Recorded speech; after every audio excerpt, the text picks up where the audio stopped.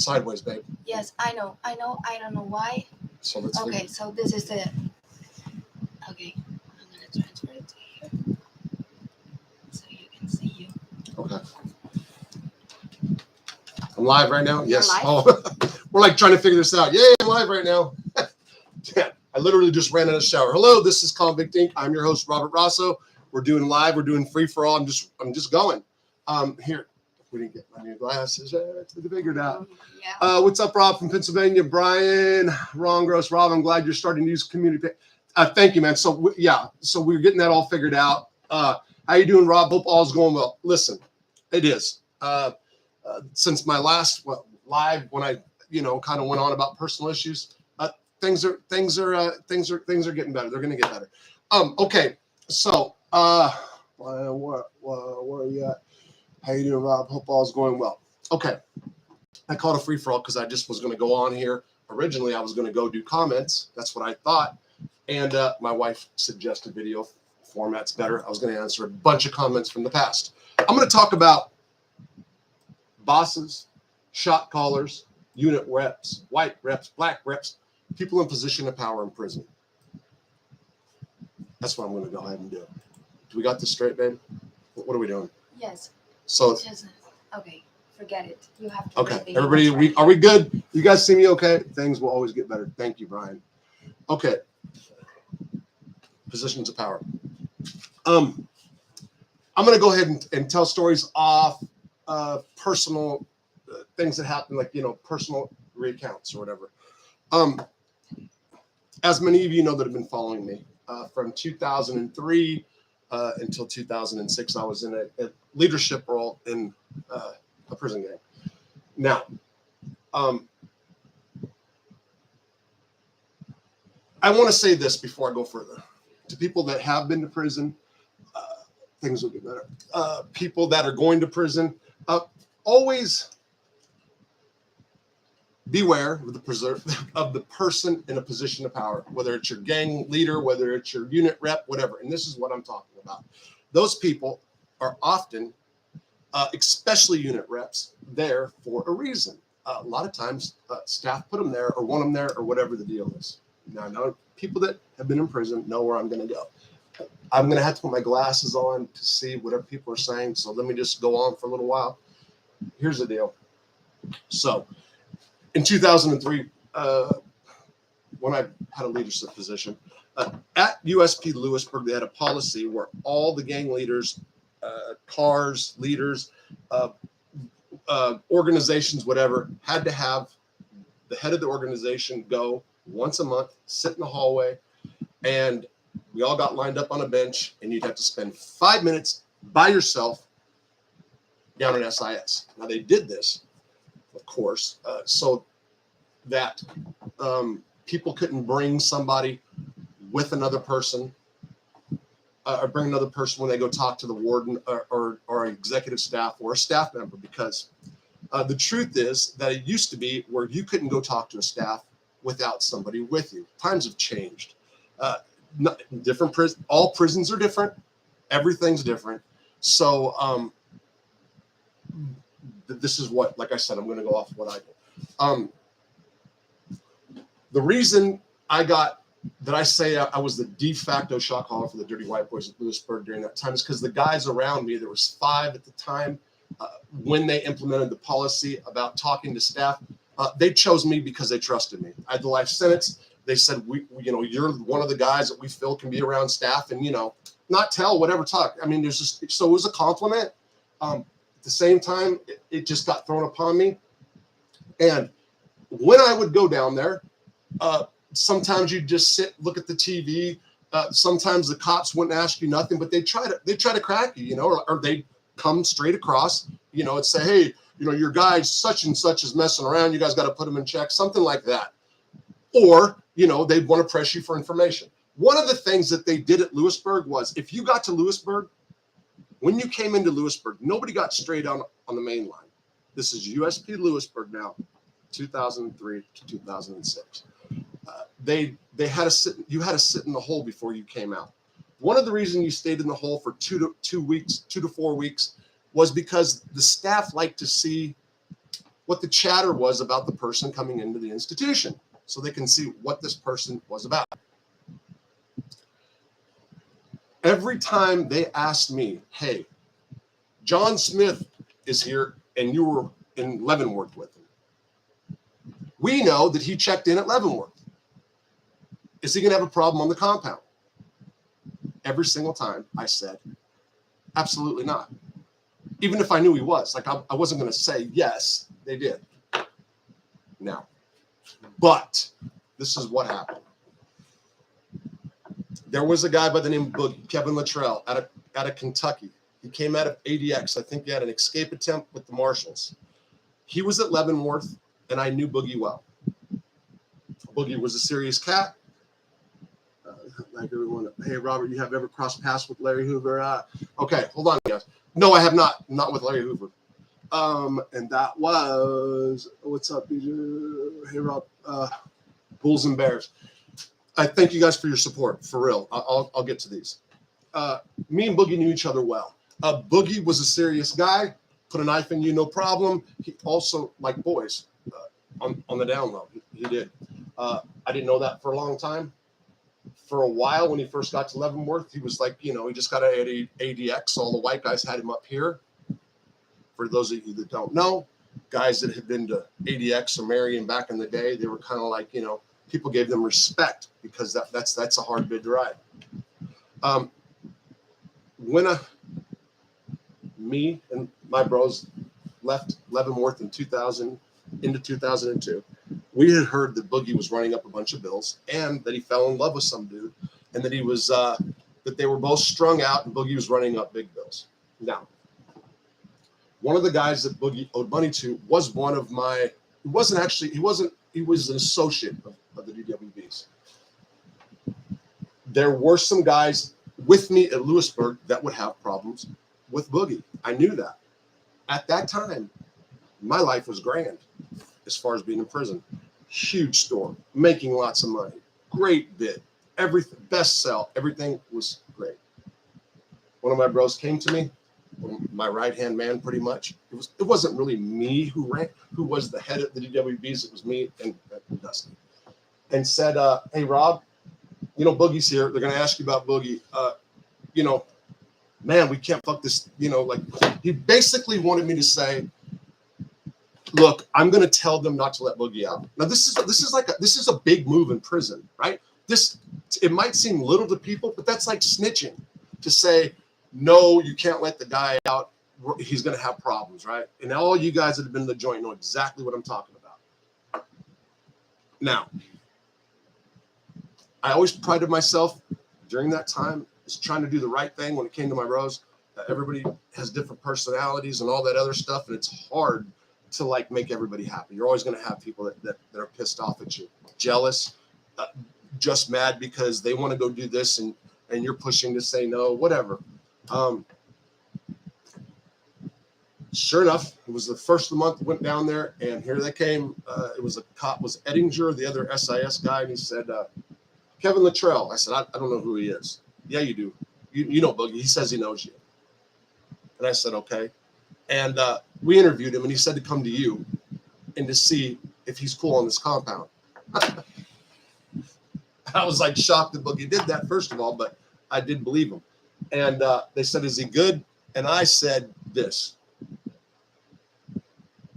He's good with me. He's good with me. And that's not giving him the right answer. And that's basically saying you should not let him out. That hey, true shit. That's what that is.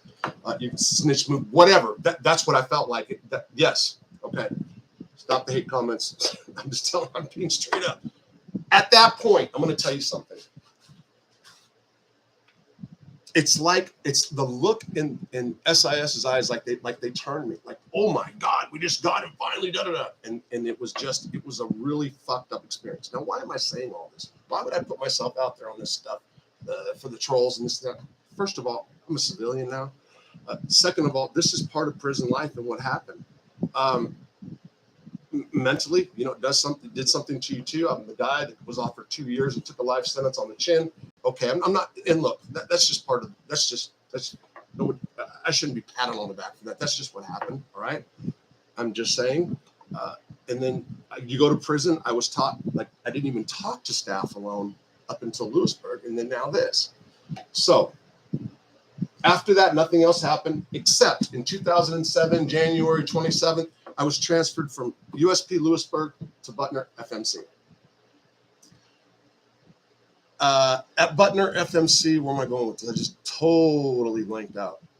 Oh, I was on a private jet. So I had cancer. They made me a care level 4, which means like he's dying. He's got to leave, got to go get cancer taken care of. And they had a 5-man hold on me. So 5 staff members flew on a private jet with me from USP Lewisburg to Butner. One of them was the SIS guy.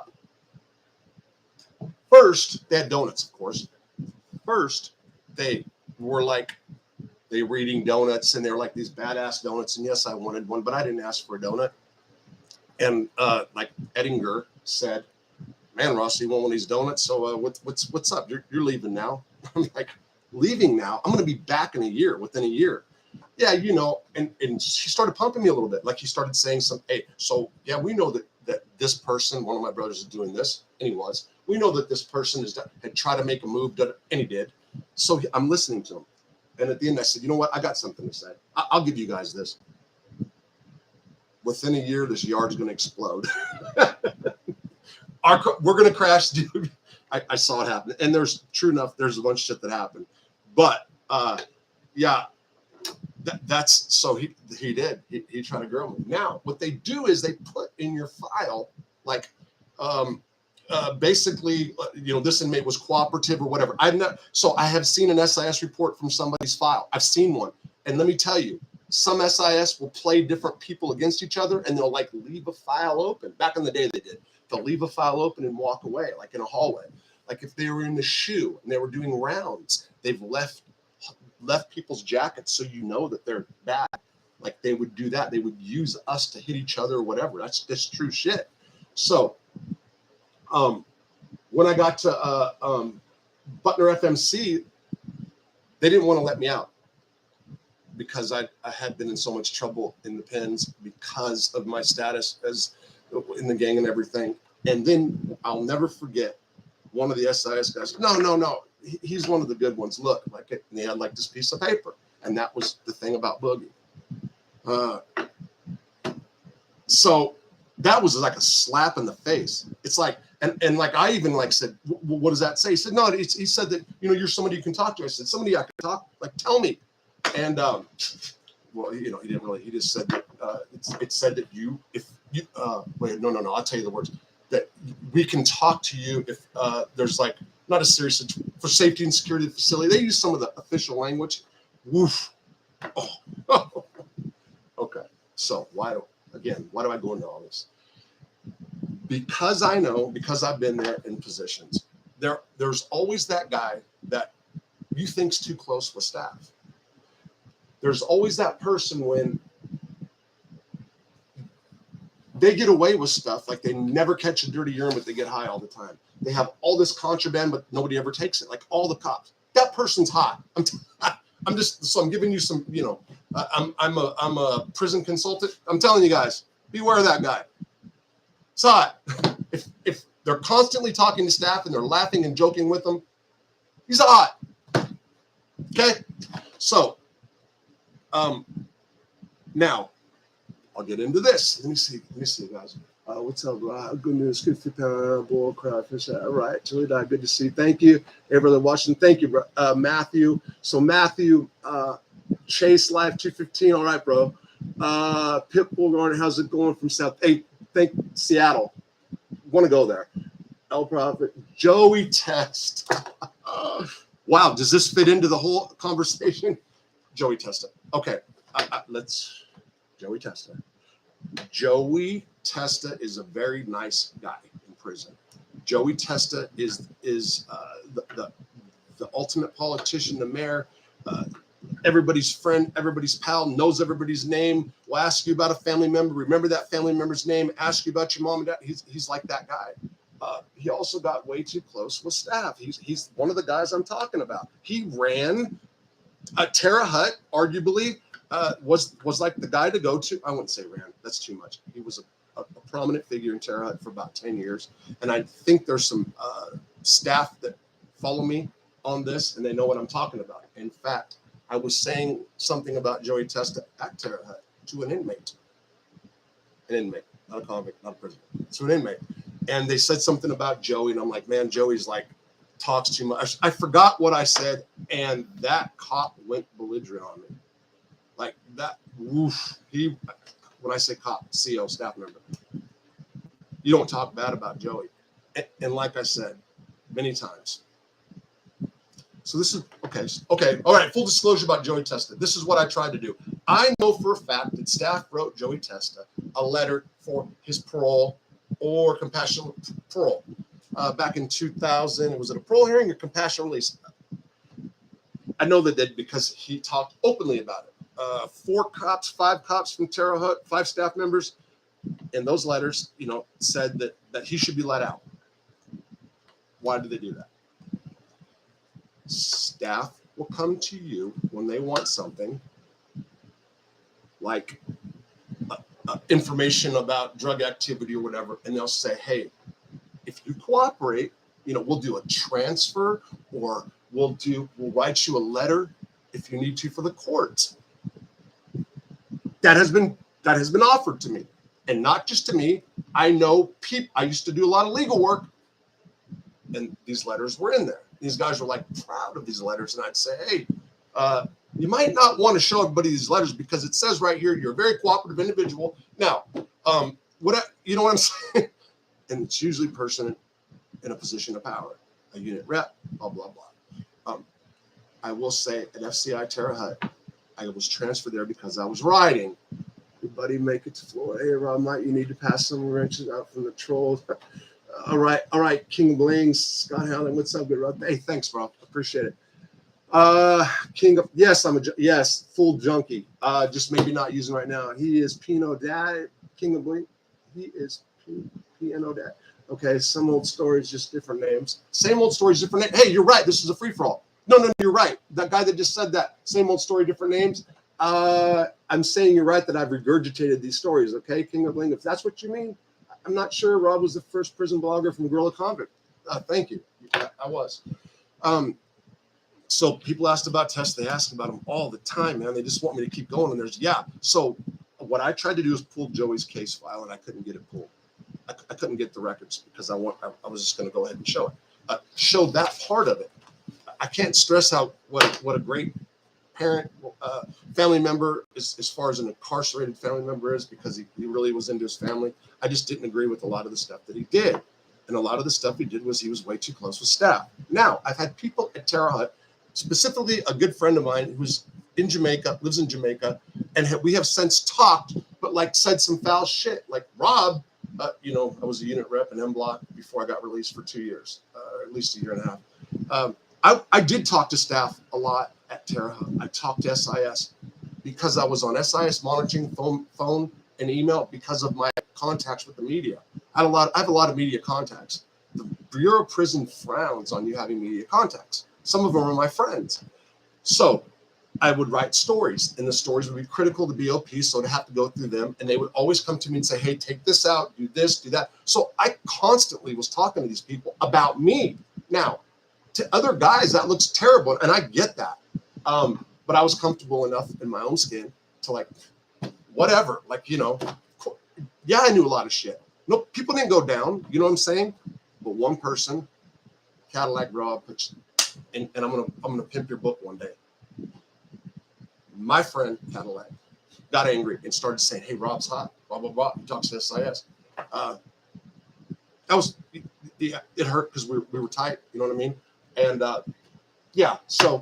so why do I say all this? Why do I keep continuing? Why am I putting myself so far out there? Because I just need to stress that heads of the mafia, crime families, not all of them, I question them. How did a lot of them have cops on the tape, but they didn't give cops info, right? I'm not hating on them. If people want to tell, that's not, if your constitution can handle that, your psych, that's on you, man. That's on you. Every criminal has his own thing. When they started handing out these crazy sentences and it was life for drugs and da-da-da, so many people started flipping. I just chose not to. That's just what I did. I know there's a lot of people. I've had a good friend of mine that's like one of those just hate snitches constantly 24/7. Beware of those guys too. Not this one, but like he doesn't follow me or watch me anymore because he doesn't agree with what I'm doing, and like he wants me to like talk bad about. It is what it is. I'm not condoning it, but just as my own person. And I will say this: a lot of people I know that believe the person, the shot caller for the yard is hot or whatever, they use them. They get close to them because you want to, you want to get close to the people that can hurt you, whatever, you know what I'm saying? Or they use them. They'll feed them false information to go do something else. I know that, man. I know people that have owed drug bills and didn't want to go snitch to staff or tell on staff or tell staff on others, so they would tell the inmate shot caller that would then get back to staff. So the people they owed money to got locked up. That's like crazy shit, but that happens. Bureau of Prisons is just Federal Bureau of Prisons. There's just a lot of, not talking about the USPs as much as the other joints, but yeah. So I guess my point is, I did a video about this, and I actually never posted it because I wanted to talk about it live. Now, let me start reading some. Let's see. They say they paid. They all say they paid. Yeah, smash that like. Thank you, bro. Cheetah. Man, I can't read some of these. And these glasses, I'm like, this El Prophet, you got a super unique stuff. Thank you, bro. El Prophet, King of Bling, you're out now. Let it go. Let what go, King of Bling? Talk to me. The secret thing people don't know is rules are for soldiers to follow and bosses to break. Wow. Hey, GC, is that? I'm not saying it's right, bro. You hit it. The secret thing a lot of people don't know is rules are for soldiers to follow and bosses to break. My God, that is so perfect right there. I mean, you can't say it's true. What's up, brother? Randy starts here. I've been chatting with you all the way from. Well, okay. Oh, there's my dude. And I tried to call you. Like you never got back to that message, man. Call me tonight, okay, please. James Flat. How was Jimmy Conan? Okay, Jimmy Conan. Okay, great. James Flattery. I'm sorry. Like I said, these glasses, I'm seeing blurred, but I got it. Jimmy Conan. Hey, so I was not close with Jimmy Conan. I was in a unit with him for a minute. He paced back in his cell, like real fast for like 2 or 3 hours a day. It doesn't make him a bad person. I was a pacer in the shoe. I paced a lot, and that pisses your cellie off. If you have a cellie, it can get annoying. But like he was like ding, ding, ding, ding, ding, ding, like a bug. But you should smoke a cigar. Oh, sorry, just ate a peanut. You used to smoke cigars when they had them. But I really didn't have much dealings with him, you know? I used to think he was buggy because of the way he paced. And guys that have been in prison know about pacers. So you've seen the guys, there's pacing in the cell, and then there's pacing. Like, you know, he was like a stressful pacer kind of guy. But very, very respectful, very well liked. Never heard a bad word about him in prison, to be honest, okay? Robert, all the mafia dudes are a lot different when they get to the big joint. Joseph Guerra, I'm sorry if I mispronounced your name, please. I am. Listen, people get smashed in prison for always talking to COs. Yes. Scottish Highlander. Yes, that's true. For always talking to COs. Different prisons, you will, for sure. When I first came into the Fed, you couldn't do that. And I would be one of those dudes that got smashed based on how I was at FCI Terre Haute. I'm saying that. Like, because of the way the prison was, you know, it was a real prison. You know, people got hurt. But because of it, I didn't care what people thought if I go talk to SIS about my writings. That's all I was doing. But like, they were on me a lot. And they got involved in my personal life because they read my emails and stuff. And while I'm free for all, we're just going off. I'm rambling. I'm allowed to ramble tonight as opposed to when I fuck up in videos. Let me tell you what SIS did. A guy named Camden heard me talking to my mother on the phone about my wife. My mother knew that I had relapsed. My wife did not. My mother told me to keep it from my wife because she was afraid my wife would not marry me, probably. And the Camden guy stopped my wife. This is what happened. I told my mom, I'm telling Marta everything before we get married so she can have a choice. And I did. And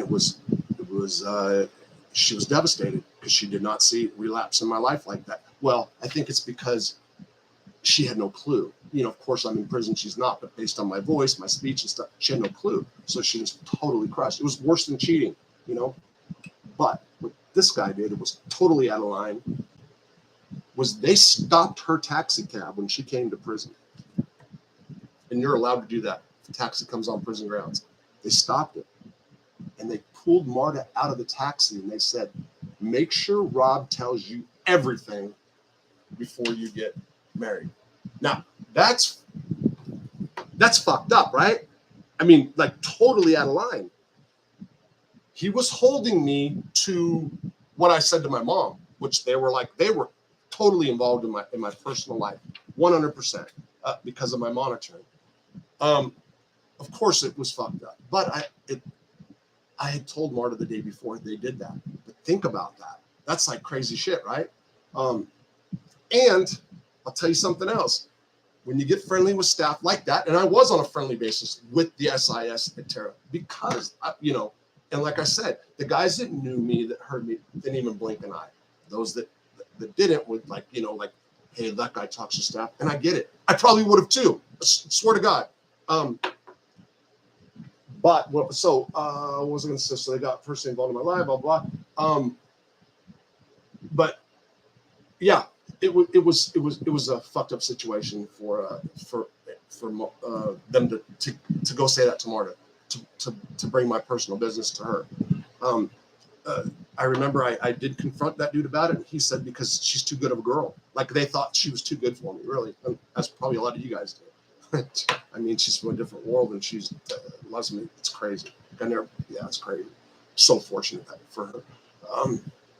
Anyway, let me get back on track. So let me read one of these. Anthony, David Hughes. Anthony, I'm blank. Wait, why don't I know Anthony? I never spoke to the COs unless I needed toilet paper in the hole. Okay, Scottish. No problem. That's insane and kind of creepy. All right. I told my wife everything before we got married. It was feeling not having to worry about. So I just wanted to tell her because, you know, I was on one. You know, I started going again. There's a fight from Arkansas who's fighting on UFC Saturday night named Bryce Mitchell. He seems legit, small town. So there's a UFC fighter, I think Michael Haney. I knew him in the jail. He was a good guy. I heard he's been in and out of prison a lot. I haven't seen him. Top two books in the being. To drop top two books in the book, David Hughes, and one who flew over the cuckoo's nest. That's great. I am Damon. Hi, do you know any DWs from Connecticut? He had long blonde, like a woman, but else. No, I don't, bro. I don't know. Hi, I am Damon. No, really manly, but too built. I didn't know him. You should hit 6 subs in the next few days. I hope so, bro. Thank you. Great attorney. What about great attorney? What are you saying, Nick? What great attorney saying? Go ahead, tell me. Damn right, cost me a fortune. Would you recommend someone become a CO? Wow. Would I recommend somebody become a CO? Prison is a business. Unfortunately, crime isn't about as deterrent, or they have used the criminal justice systems as a way to boost our economy. I did tell a family member to become a CO. They've got it made, you know. They got it made. They're unionized, most of them. So like it's hard to get fired. You know what I'm saying? So as a career move, especially in these rural communities where they build these prisons, Butner, how many African Americans that were in impoverished community got jobs? So yeah. Because I don't think it's going to change much. So let's say they'd stop incarcerating all drug offenders because they've gone crazy with drugs for the last 40 years. Right now, it's the porn. It's the child porn. It's the images, you know. So now that's the new crack law. And because society, because we hate sex offenders so much, especially somebody that harms a kid, somebody that's a perv that goes on and sees a kid, they're hit if they want them. They're hit. So that's the new way to lock people up. I don't agree with that, and I'm definitely not I run a prison consulting business. I'll give people the advice based on each individual. Okay. You did read 48 Laws of Power. And you know what? I did read The Art of War. 48 Laws of Power. So I got bored of it. My friend Cedric Dean, if you guys know Cedric Dean, Cedric is like, we haven't talked in a while, as a matter of fact. Cedric is a great guy. He was into that 48 Laws of Power like big. Rob is great. You know him. Oh, and is he going to turn Nick? Where is he? I don't know. Hey, Nick, I'm not sure what you're saying. Anthony, Rob is a great attorney. Known for his, I'm kind of missing it, so I'm a little slow. Handles the local big time. What was it like for handicapped people or people missing arms and legs inside a prison? Is there a certain section for them? So I saw there was a young black guy. I forgot where he's from. He had no arm. He was missing an arm. This was at USP Leavenworth, and I don't know what he did. I think he was gambling, and he got a golf club and just pulverized. He won. Definitely won. So what's it like? The medical facilities, they have places where there's more handicapped people. Handicapped people kind of get screwed. So FCI Terre Haute was not handicapped accessible, but they did have handicapped people there in wheelchairs, which they should have never done. And the showers aren't designed for them. The newer prisons do have them. But do guys they're not, they can be victims. Anybody can be a victim under the right circumstance. You know what I mean? Let's say a handicapped guy had money, and there's a bunch of dope fiends. So possibly the best guy can be smutted up for any reason if somebody wants to. Somebody wants to hate on him. Like a guy that never told, doesn't talk to cops, lives the convict code. One day can wake up and be fucked off because he has too much money, is running a big gambling ticket, and somebody doesn't want to pay him. So they created a fake paperwork, a rumor, just anything, and fuck that guy's life up. Prison's treacherous. But you know what? It's treacherous out here, too. It's fucking treacherous out here. The prison industrial complex. There you go. That's what it is, the prison industrial complex. And I used to think that was fucking bullshit. Excuse my language. But it is, especially the federal prison system. Look at the Unicor scheme. Now, let's talk about that. I'm sorry, I keep going back and forth. 32. Yeah, let me go back to Unicor. Unicor, Federal Prison Industries. Inmates go to work and they get paid cents on the hour, 17 cents, whatever. There's some guys that can make good money. When I first arrived in the feds and I was at USP Leavenworth, they ran 3 shifts. Unicor never stopped. And there was guys that worked double all the time, making, minimum $5,000 a month. They made big money. That's longevity. So that they based it off how long you've been there, your performance pay, etc. You have different levels. I know I just messed up. I never worked Unicor. So I was going to go to Unicor. I was going to do a lot of things, but I just got high instead. So I was thinking about Unicor, and Maxine Waters, Auntie Maxine from California. If you guys know anything about politics, out of Los Angeles District, hardcore Democrat. My dad actually knew her pretty well. Aunt Maxine came on, I forgot where she was on, but she was on some radio show and said, all federal prisoners need to stop working Unicor, and your sentences will change tomorrow. Now, she made the argument that the reason that all these sentences were handing down or kind of coincided with each other. So whoever was doing the framework for mandatory minimums and the harsh sentencing scheme was also designing Unicor, was also putting that together because they foresaw what was going to happen. We're going to lock up all these people. That's free labor or very cheap labor, cheaper than China. And so we'll warehouse them and they'll work for us for peanuts. And that's kind of what started happening. And you know what? 60% of Leavenworth went up from 1998 to 2002. Almost 60% worked Unicor. And you talk So the government got cheap labor. Man, I mean, what a great scheme, right? I didn't want to be a part of it, you know. And Maxine Waters actually told us to lay down and go on a strike. And the BOP, like all of us, were set up to be locked down. But they picked the wrong day. They picked like 4th of July. Okay, we're all going to lock down. We're going to protest. Yeah, on the 4th of July when they feed the best food.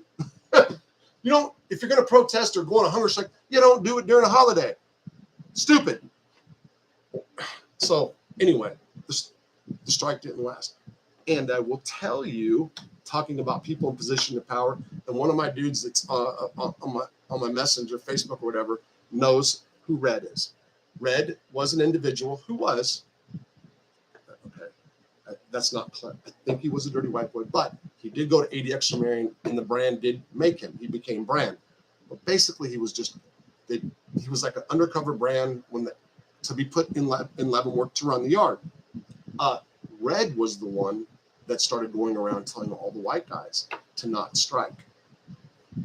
He was the one. So the AB guy, the only AB in Leavenworth in population at the time, Red, was telling whites, go to eat. You know, make sure you go to the chow hall. We're going to eat. White guys are going to eat. I don't even know what really happened. I do know that I was set up that day for a long lockdown. I had a bunch of wine cooking in my cell. I remember that as clear as day. But the federal system in general did not strike. Maxine Waters called for a strike. And you know what happened after that? Little crazy sidebar. And guys, look into this. Maxine was like all on the Federal Bureau of Prisons. And all of a sudden she shut her mouth. Guess what happened like months later? Her husband got like billions of dollars to start running black banks that funded inner city communities. I said black banks. I might not be exactly correct on that. Somebody calls me on it, we can do some research, but that did happen. And she became like stupid rich after that, and she shut her mouth. Okay, it's some way off. Let's go. Did you ever see Dwayne? No. Had some crazy cases for official leaders of the Buds. No, I have not. Dave Hughes. Anita. Oh, Anita. Damn, cheap labor. Water. Maxine Waters. Love it. Wow. Okay, thank you, Anita. And I think, yeah, you are the one. You've been there since like the beginning, right? I really appreciate your support. He is on TV a lot. Political Future, David Hughes. Who's on TV a lot? Who is it? Political Future? Are you talking about me? Because if you're talking about me, that's crazy that you just said that because something came up today. Craig Fedrick, awesome federal public defender, Grand Rapids, Michigan. Okay. He's a great guy. Oh, you guys are talking about something else. 45 years, you all hated school. Okay. Did Tommy Reynolds ever talk about how the Bath Avenue crew was or how they were grown up? Absolutely. James, absolutely. So Tommy Reynolds and Tommy Karate. Excuse me. I'm going to be doing stuff about these guys. I'm waiting on something, okay, from both. I don't want to go into it. Tommy Reynolds was my guy, for real. And I'm going to say this. His co-defendant, which has a YouTube show, who there have been people that said, Rob, don't go on this guy's show, whatever. Somebody, not him personally, but there's like been this thing for me to go on that show. I'll go, look, I went on a rant, said I'm not going to do interviews. That day I did the membership. You guys that follow me know what I'm talking about. And I'll go there. I'll get to that in a second. But I'm not on this I'm trying to step, as far as the criminal life goes, I'll always be connected to prisoners. I spent most of my life incarcerated. I don't want that life no more. I'm talking about it, obviously. There's people that say you keep talking, you're always going to stay stuck in prison. Look, it was my life. So if I can now educate and if I can make money off it and educate, okay, let's just, I'm going to, you know. I know that I can tell stories pretty decent because people, you say, come on, Rob, come tell us a story when I was in prison. And I also know that I'm like all over and it can be frustrating. I'm aware of that. Anyway, Tommy Reynolds and Tommy Karate, I'm going to do something about. Well, I'm probably going to start just going on. So I told you, I think it was 23 total interview requests. I might start just going on all of them. I might do it. Yeah, I might. We'll see. But I think I would go on Tommy's co-defendant's show and be respectful, but I would never do that without talking to Tommy first. Of course, I'm not going to have Tommy tell me what I can and cannot say. I love him to death. I haven't seen him in years, okay? But we spent 2003 to 2007 together, right next to each other, and we were like super close. I have lots of love for Tommy Reynolds. And I understand that there's people on the street that can say, hey, that guy did this and that. You know what? There's a lot of people that have done this and that. There's a lot of people on the street right now that have done this and that have never been to prison, that should be in prison. There's a lot of politicians that right now should be in prison that have done, I think, worse than what guys did on the street in their neighborhood and stuff like that, you know? So it is what it is. Let me see. You're looking a little jaundiced, my guy. So not much sun. Possibly we'll find out next week. Metro Tyrant, actually going in to see if my cancer's spreading. You're released on compassionate release. Glad you're doing good and living a straight and narrow life. Hey, wait, stop. Try till you die 773. Hey, bro, listen, honest to God, glad you're doing good and living a straight. I'm not living a straight and narrow life. I'm doing good. But what I'm saying is drugs, okay, crime, okay. I've got issues, you know. The alcohol thing is there, not like it's like, you know, I'm like a lush or drunk or something, but I'm not at a place where I'm like totally clean. You know what I mean? And I've said it and I'll say it again, like my demons are right here alive and well, straight up. And why am I saying this, repeating this? Because if I don't, they're going to win. You know what I'm saying? Yeah, they're going to win. But I will say this today. I woke up feeling like great. I had a really, really good day yesterday. Just a really great day. Thank you, Ramon. Thank you, Brenda. So trying to pick it back up. As far as jaundice, no. So I was diagnosed with hepatitis C. I had treatment, and they considered it cured. Now, what does that mean? Once you have hep C, you're always supposed to be a carrier. Well, I will tell you the truth. They have done 2 blood tests on me in the last 2 years, and they don't detect any hepatitis C. That is not to say like I don't, like my wife and I, like there's not precautions and no, because I would never want to infect some. No, but it's crazy, right? Like that happened 5 years ago. They're like, you don't have hep C. I'm like, I do. And they're like, well, we had a hep C test. You don't have none. So my liver's actually good. It was fatty a little bit last time. So no, and then I took another one. It was bad. So I don't have a bad liver. So as far as jaundice, that would just be probably lack of sleep for a little while. Yeah. Not jaundice from liver, jaundice from mental health issues. And I'm never thought I had mental health issues until recently.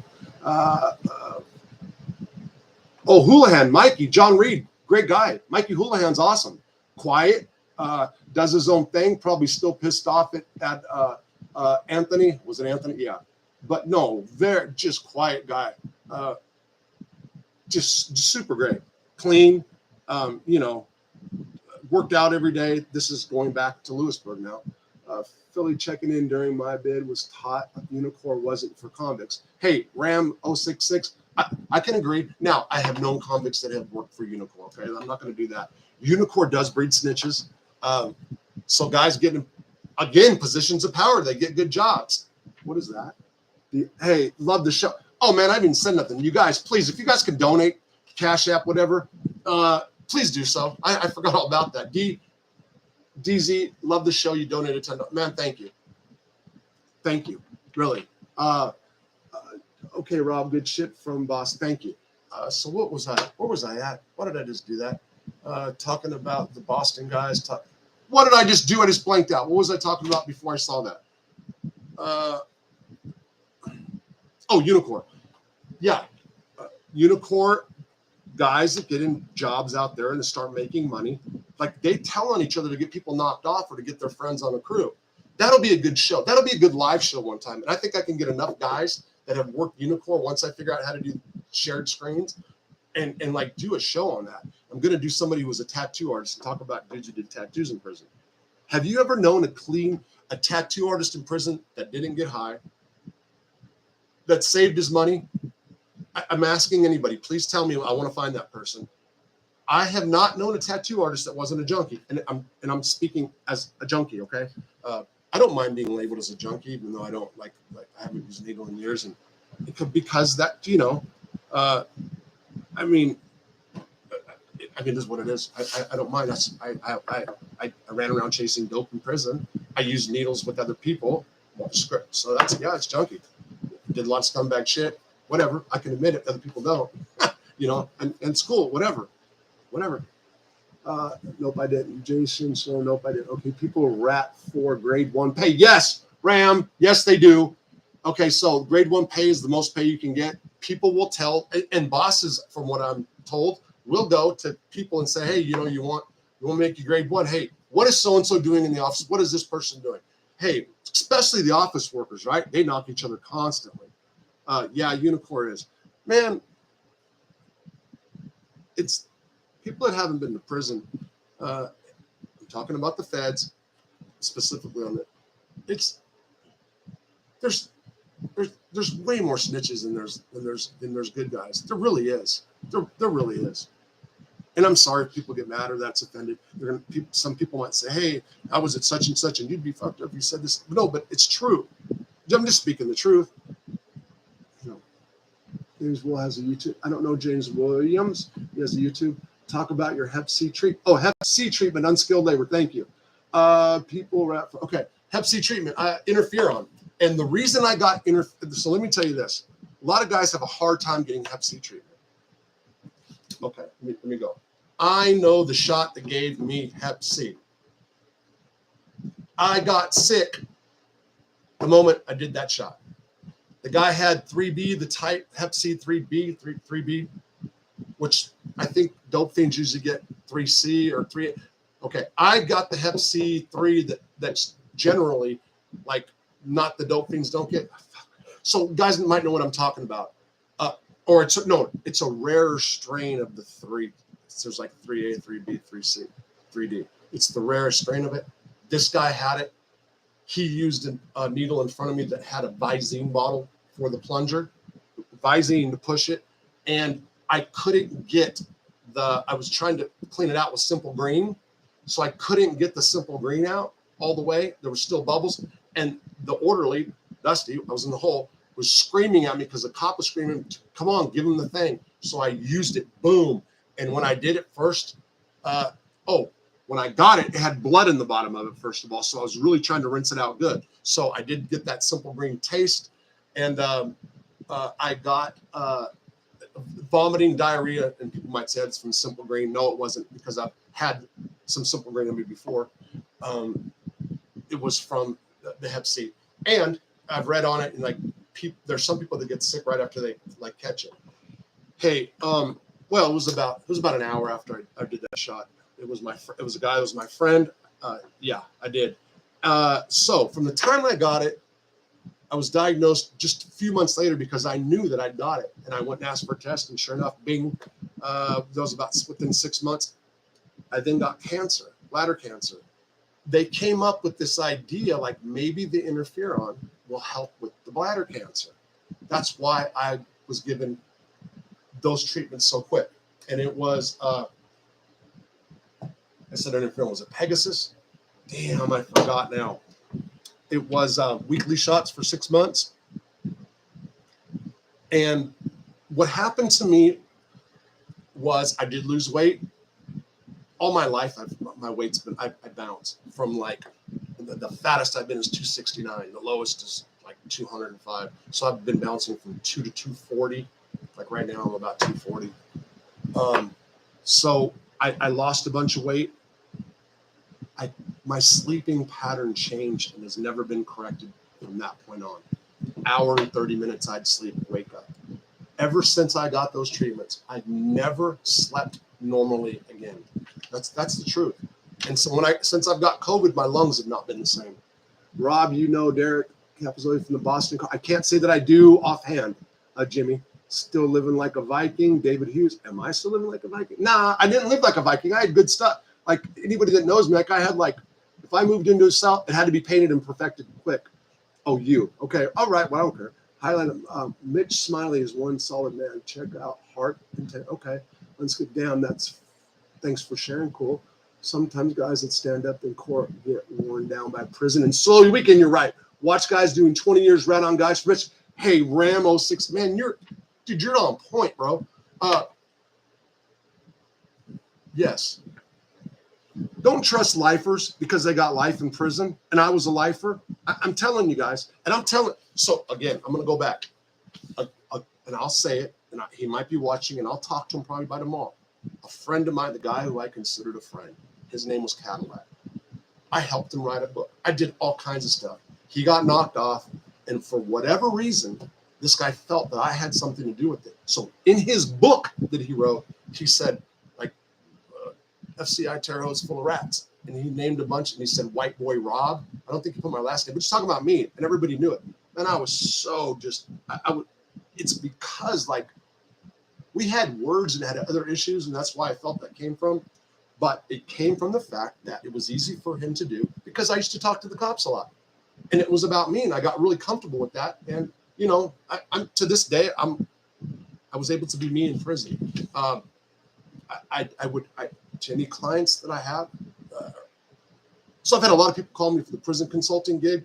Any of my legal service, convictinc.net, I stopped doing stuff because I wasn't able to handle work because people who pay people to do legal work need everybody there 100%. And I haven't been. I'm getting there. I'm ready. So 5, 6, 7 people call me for the consulting gig. Exchange money once, I think, on it. But I end up, man, you know, I start talking to them. I start liking the families. I give all this free advice. Anyway, so, but that's how I have to treat prison. That's why I'm going to come on here and just say what I'm saying. Honest. In stream. Oh, I thought my stream just ended. That's the button I push when I end. I'm going to keep going. Anyway. Oh, hey, you guys that are watching me. I just realized, like, an hour ago, I think Chad Marks does his show at like 6 o'clock every night, which would be the same time. I'll lose more viewers if we had the same time than Chad. But I just don't. I'm just not going to do that. Period. For any reason, you know what I mean. I want to go earlier in the daytime. So on Patreon, I really want to do a daily talk show. Okay, and I'm heading that direction. Okay, I'm being straight up. So Patreon, if you guys aren't there yet, I think you can be on there for free. Whatever. I don't know about this membership stuff yet. I only just found out that one day and threw it out there. I want to do a 12 o'clock talk show for like an hour or two. I want to do it every day so I can do this in the morning, this from 12 to 1 or 2, right, finish my books from like 2 to 3 and have a scheduled day. And this is going to happen. So I'd really like a 12 o'clock show. Is it inconvenient? Tell me what a good time to do a YouTube show is. I'm not going to say I'm going to listen to it. I just want to get some ideas, all right? Because I'll go out there and I'll talk about anything. On the Patreon, I'm going to talk about or whatever. There's also a podcast. So somebody has said in a couple months they want me to do some podcast. And I'm going there, okay? Criminal justice reform. But I will do politics and current events as well. I know this crowd might not want to hear that. I might mix it. I don't know. We'll see what the people want, right? I'm only as good as you guys that follow me. Even the people that just talk cash shit to me, they're following me. So, but I'm only as good as you guys, right? You guys are making me. You guys, the growth of this channel, and when I say that, I don't mean just like a beat a dead horse. I'm serious. I'm serious, and I have to put more attention and time and focus on this as a business. And I when I had my wife quit work, that was the whole thing, and we are. I'm just slow to start. Family, right? Anyway, and health. Ram 4. DZ. Ram from. No, I'm not sure, DZ. Best live times after work hours, bro. Hit the like button, everyone, please. Hey, thank Ryan Jr. Give or take 6, 8. All right. Then go on somewhere else. John King, what do you mean then go on somewhere else? Explain. I'm cool. Oh, chat is at 7. If you're telling me like to go away, that's cool. But then go on somewhere else. If you explain, I ever run into Southsider from Diego from San Diego? No, I can't say I have, GC. This motherfucker's, that's you. You know Nikki Slick, the DiPietro from Feds. He was Philly. No, I don't. But does anybody know Frankie DiPietro from New York? Used to hang around with Gaspipe. Frankie DiPietro. Calling people that know Frankie DiPietro. Not a mob, not in the mob ties. Ever run into Southside or go after chat? Oh, go after chat at 8 o'clock, you guys are saying, Jimmy T? Okay, so if I was going to go at night, what about like a later night? So on YouTube, I think I'm going to do twice a week live, right? That's what I'm committing to right now. Twice a week, 3 videos. I have to start getting a balance. I've got like too much. My wife's pressuring me. And I do have like people that are YouTubers that are like reaching out like, man, I like what you're doing. Can I give you some advice? I don't follow everybody's advice, but yeah, like there's like a lot of people reaching out to me, man. Go after Chad Rob. Ram is from Philly, 066 Philly's fed up. No, I'm not sure. Ram 06. Blood on. Somebody donated. Was that Chad? Did you just donate to me, bro? Seriously? If you just did, Chad, man, I appreciate that so much. I didn't expect that from you, and you don't have to do that. I owe you, bro. Evergreen, thank you. I appreciate it. Go after. Okay, yeah. Okay, so I see 8 o'clock after chat. You know, I'll get that figured out. I want to do something that the subs that have been with me. Let's just say all you guys right now, 5,000 and 6,000. Like what you guys have to say.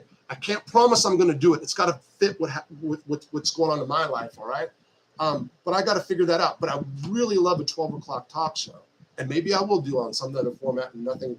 It's always going to be about prison and criminal justice reform. I'm telling you, if you guys want to know who I am, I'll let everybody know who I am. Like totally. Of course, there's like probably some things I can't say, but not very many. And when I tell you guys that my heart is in criminal justice reform, it all happened after I got released, and I realized that how fortunate I was, even though of the issues I'm having with family now, but how fortunate I was to have the support group, the network, my family, friends, and how many guys don't. Like it hit me so hard, it's crazy. A whole lot of shit's hit me since I've been out that's crazy. Man, Chad, thank you, bro. Thank you. Yes, I do owe you. You wrote, yeah, sure I do. What's up? Graham, what's your cash app? No more prison cell. What's up? There's people talking to Chad. Chad, you're the hero. Nick, what's up? Chad is a great man. Yeah. He Chad Marks wrote a brief. What, Chad? Why'd I just go? Oh my God! It's a brief out of Texas. Oh Jesus Christ! What am I doing? Damn, Chad. Hey, the Cantu brief. A case called Cantu. He wrote the brief that somebody else has been given credit for. And I checked on that. And Chad, Chad Marks wrote the brief that made me realize, oh my God, they might be talking about me. Perhaps I would have figured it out afterwards, but I am out today. I can say this. When I say this, this is not a joke. I'm out today because of Chad Marks. Now, let me tell you something else that happened in the 8th Circuit. Chad, you know the case. You can put it out there, bro. Why I say what? Wait a minute. Hold on. What I say what? I wrote the brief. You wrote the brief, Chad, right? Did you not write the Cantu brief?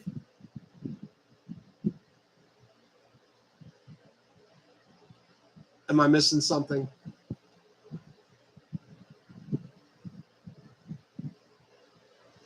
Chad run a white. Yeah, Chad's a beast. Yes, you wrote the Cantu brief. I read the Cantu brief and it went on. Then I found out that it was somebody else, and I'm not going to diss dude Chad. You know that. You don't want me to. Somebody else took the credit for it. Chad Marks wrote that brief that started all this compassionate release stuff. But what happened is this, and just bear with me, you guys, just for a second. The First Step Act changed certain laws. One of the laws was mandatory life to 25 years, but it was not run retroactive. Okay, that means that everybody that had life prior to 2018 is stuck there with the life sentence, mandatory life sentence, because it's not retroactive. The compassionate release statute also changed, and Chad was one of the first ones to figure it out what to do with that, and like thousands of people are out right now because of Chad Marks. That's not an understatement. That's not. So my judge wrote an order, or his decision, his order, based off the fact that there is no more mandatory life. It's 25 years, even though it's not retroactive. The Eighth Circuit just came out, so I'm trying to do it in a nutshell. The Eighth Circuit just came out and said, you can't do that. So if my prosecutor would have filed an appeal, I would not be out today. And my judge has not let anybody out. I'm like the only one. Like there was one other person in this whole Western District of Arkansas that got out on compassionate release. It's like the timing. Everything happened just like boom, boom, boom. I just squeaked by. Everything happened, and it really started over Cantu. Me reading the Cantu brief, which was written by Chad Marks. So that's why I have so much passion in my voice when I'm talking about Chad. That's the truth. So I'd do anything for that dude. Anyway, the People's Champ. Okay, Chad. See, hey Chad, you need to stick around. This is all about you, bro. Okay, but yes. So people, he really is that guy. Okay, Chad is like the why, Jake. It's not everyone. It's so nice to news like that. Great. It's so nice to news like that. Okay. Blood on the razor wire. All good, bro. Man, all right. Anyway, you'll make me cry a little bit, man. And then I'll get really smashed by trolls. I'm getting beat up, and I should take your advice, Chad. I should take your advice. And Jeff should sit down. Yeah, because I felt oof. Anyway, the People's Champ. Solid Caucasian. Okay, OG. Prisoners awaken. If I can be reincarnated, I will come back as Chad Marks. Nice. If I can be reincarnated, I'd come back as Chad Marks. And this is like the Chad Marks hour now, and I'm totally cool with it. Give me something to do. Chad, that's the don't want to be deal with. Okay, so here we are. Okay, we're an hour into this. Chad's gonna go right now. It's Chad's time. Everybody donate. Hey, thanks, Chad, man. He's telling everybody to donate. Hey, you guys, listen. So YouTube, I got monetized on the ad stuff, right? Everybody told me, it's going to be a few $100 a month. I'm going to tell you straight up. So January, I made $75. So you don't get a check because it's not crossed the $100 threshold. And my second check, I already said, you're just going to be like $300 or $400. So I made $1,206. I don't get that check, I think, until March the 1st, but I did on ad revenue. Now, and I'm being straight up. I'm just telling you guys. So I had my wife quit work because it was hurting her mentally and hurting us together, and it was the right decision. I did have something on the back burner. So two things. I do like Chad, legal service, legal stuff. Okay. Wait, Chad, just a regular dude. Tago sent you $10. Hey, thanks all you guys. But I want to. So a friend of mine was going to give me a hard loan. I have a house that's cool, but the structure's falling in. We have to do something now. Okay. I got property, but I have no money. I'm in Little Hicktown, Arkansas. It all fell through. I had $37,500 worth of legal work 2 days before my dad died. People telling me, where do I send the money? Where do I? And I'm like, okay, let me get the bank account. My dad died. I fell apart and I couldn't do the legal work, and I lost that money. And I banked on that, and that's why I told my wife. So yeah, I got crushed. So I'm about 2 months on some bad. So I don't want to be begging. I'm just telling you guys, people are saying, Rob, go and do like a GoFundMe. That's like too much. I need just to squeak by for 2 months and I'll be straight. Yeah. And the bank won't loan me anything until January the 1st. I love my small town bank. They're really great. They can't do nothing till the 1st. All right. Tomorrow at 7. No. Just a regular news. Okay. 10 bucks. You missed you. Okay, guys. YouTube put my show up early. I had it scheduled for 7. Okay. Listen, you guys, this is what I'm going to do. I'm going to go ahead and close out. And Chad, thanks again, man. Thank you. Thank you guys. Everybody that's donated, and even you guys that have it. I'm going to not do anything tomorrow, the next day. I'm coming out Monday. I've already done the videos. Okay. So I've done some videos like I have on the back burner to put out. That's what I'm supposed to be doing. I'm trying to get it focused. Okay. And I'm going to go ahead and do Tuesday live. I don't know the time yet. I really want 12, but I'd probably go later. I'm going to wait for people. Wait for some comments, talk to my wife, see what's going on. I do have the big cancer check next week to see if my cancer's spread. Appreciate everything. Take care.